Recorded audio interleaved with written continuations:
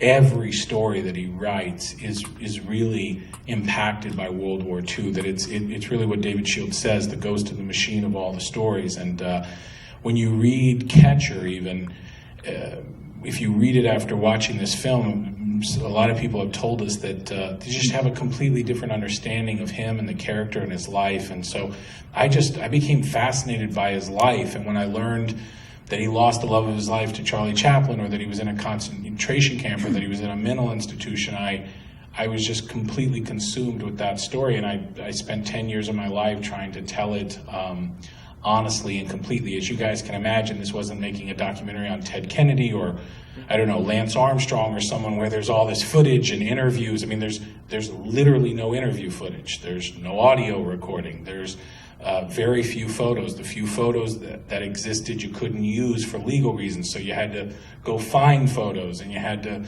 so it was an incredibly tricky and complex kind of archaeological dig just to find material that could make a 2-hour film. So I made it because I love his work, but I also made it because I think his life is really important and has a lot to say about. I mean, I find it fascinating that he turned his back on celebrity before celebrity was celebrity. So.